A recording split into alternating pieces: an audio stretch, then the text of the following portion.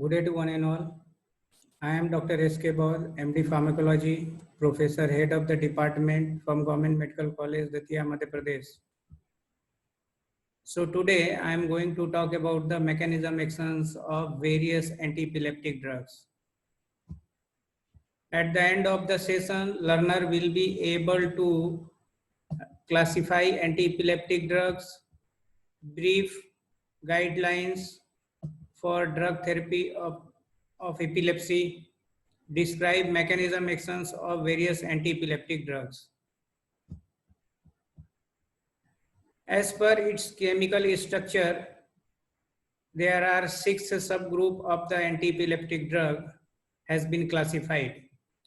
Barbiturates group comes the phenobarbital, deoxybarbiturates, primidone, hydantoin, phenytoin and phosphenitoin, immunostilbene, carbamazepine, oxcarbazepine, eslicarbazepine, succinimide, ethosuximide, aliphatic carboxylic acid, valproic acid, also called as the sodium valproate, and divalprox, that is also called the semi-sodium valproate. Benzodiazepines, clonazepam, diazepam, lorazepam, clobazam. Phenyltrazine, lemotrazine. Cyclic GABA analog, gabapentin, pregabalin. Newer anti-epileptic drugs, that is vigabatrin, topiramate, tiagabane, zonisamide, levetiracetam, and lacosamide. Strategy for the drug therapy in epilepsy. So initially, should determine causes of seizure. Some seizures are successfully treated surgically. Control should be initially be attempted using single drug therapy. Anticonvulsant drug doses must be individualized to avoid serious adverse reactions or inadequate control, because in cases of trauma or emotional stress, dose requirement increased. Possible drug interactions must be kept in mind during therapy.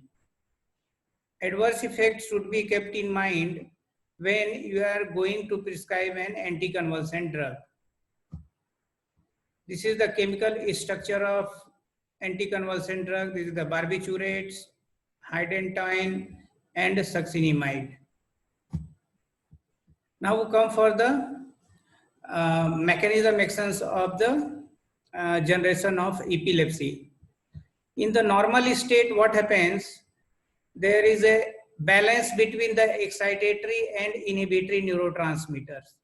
So for this balance, excitatory postsynaptic potential and inhibitory postsynaptic potential, that is in the balance state. Excitatory postsynaptic potential is regulated mainly by the sodium influx, calcium ion currents, and paroxysmal depolarization happens.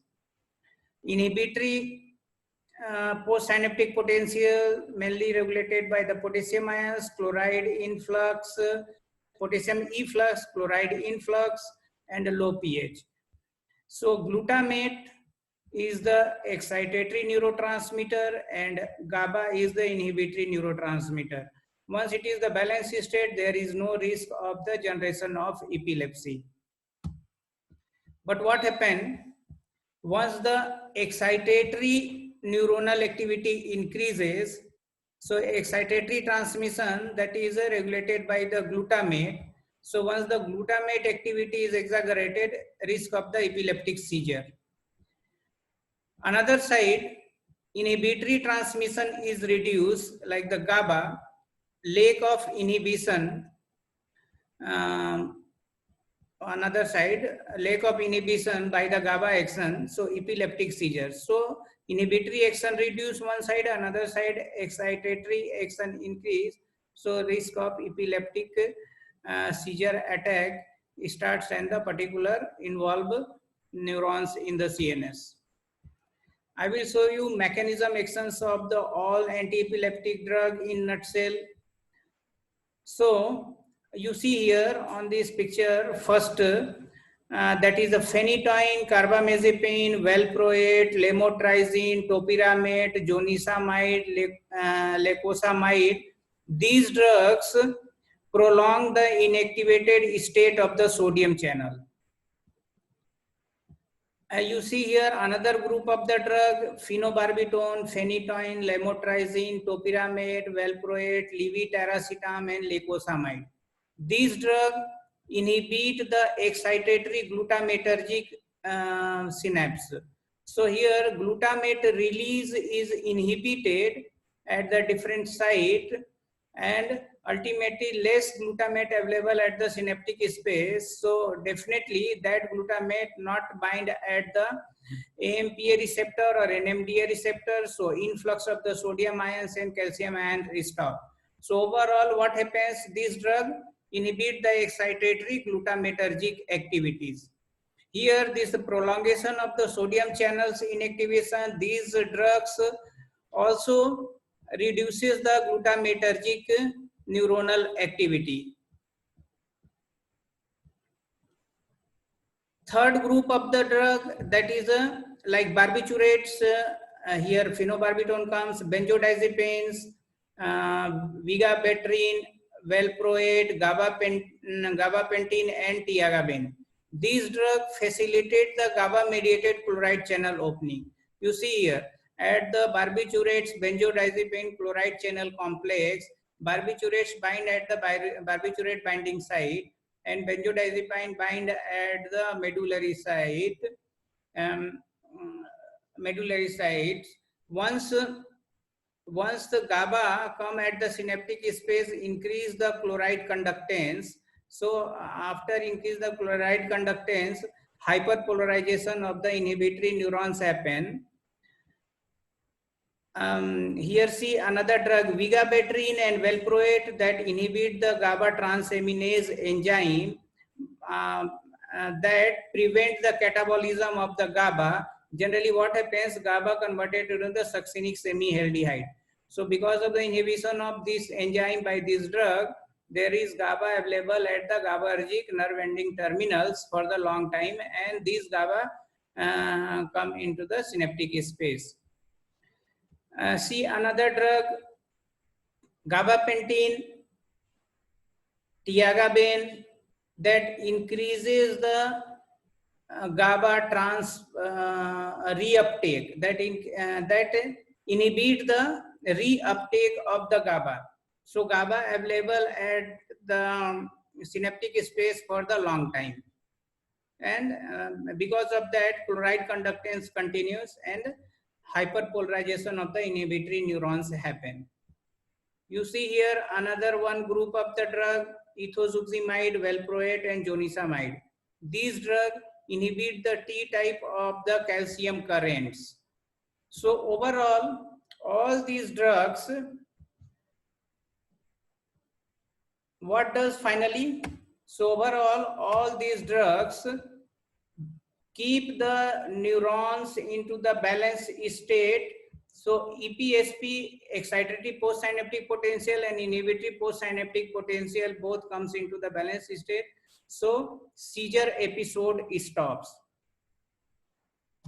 Through another picture, I will show you.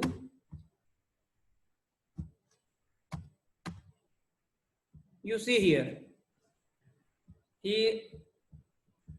Here that is a voltage gated sodium channels. These voltage gated sodium channels blocked by the phenytoin, carbamazepine, valproate, lamotrigine, and lacosamide.